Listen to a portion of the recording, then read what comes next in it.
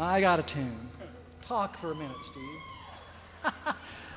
Now he gets to talk a lot. Oh, really? I got to tell y'all a story. My first album was John Denver's Greatest Hits, Volume 1, and about half of that was recuts, and I got to play on the other half. But our first original album that I was part of was Back Home Again, and I had written this little tune, not exactly an anthem, a tune. It was my first song that I ever completed.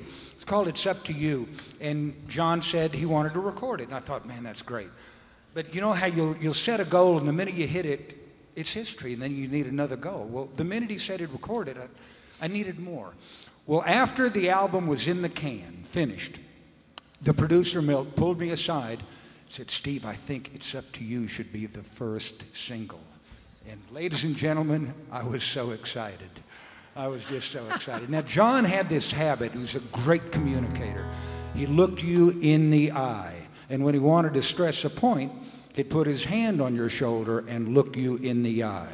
And he'd never look away from your eyes unless he had some bad news, in which case he'd keep his hand on your shoulder and look down for just a minute. So I was trying to be so cool. I was like 23, trying to be so cool. And he and I are getting on his little Learjet in Aspen. And in a very cool way, I said, John, is it true that It's Up to You is going to be the first single? Ladies and gentlemen, he put his hand on my shoulder and looked me in the eye and looked down. But I guess you could say he did have some success with his idea of releasing Back Home Again. And then Annie's song. I really liked It's Up to You. I hope you're in tune because I've run out of stories.